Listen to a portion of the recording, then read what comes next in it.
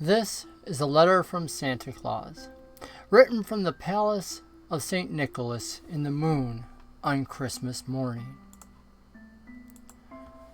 My dear Susie Clemens, I have received and read all the letters which you and your little sister have written me.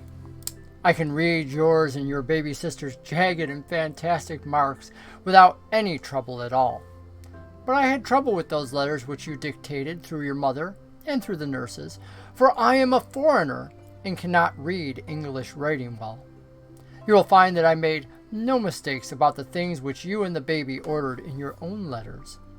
I went down your chimney at midnight when you were asleep and delivered them all myself, and kissed both of you too. But there were one or two small orders which I could not fill because we ran out of stock. There was a word or two in your mamma's letter which I took to be a trunk full of doll clothes. Is that it? I will call at your kitchen door about 9 o'clock this morning to inquire. But I must not see anybody, and I must not speak to anybody but you. When the kitchen doorbell rings, George must be blindfolded and sent to the door. You must tell George he must walk on tiptoe and not speak. Otherwise he will die someday. Then you must go up to the nursery and stand on a chair or the nurse's bed and put your ear to the speaking tube that leads down to the kitchen, and when I whistle through it, you must speak in the tube and say, "Welcome, Santa Claus."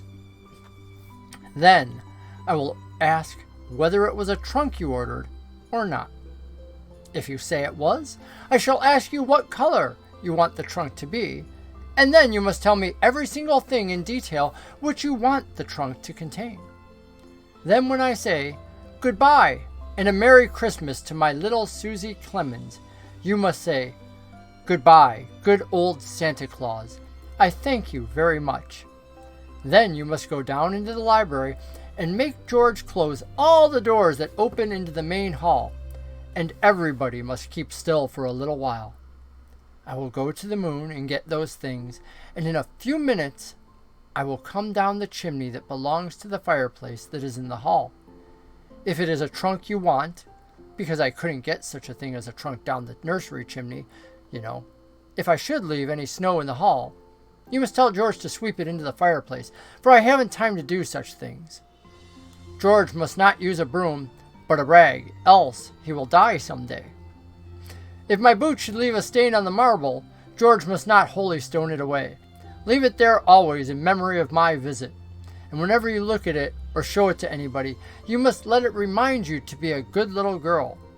Whenever you are naughty, and someone points to that mark which your good old Santa Claus's boot made on the marble, what will you say, little sweetheart? This is a letter written by one of America's famous authors, Mark Twain. A letter from Santa Claus to a little girl, Susie Clemens. What do you think Santa Claus would say in a letter if he sent it to you? Merry Christmas, friends.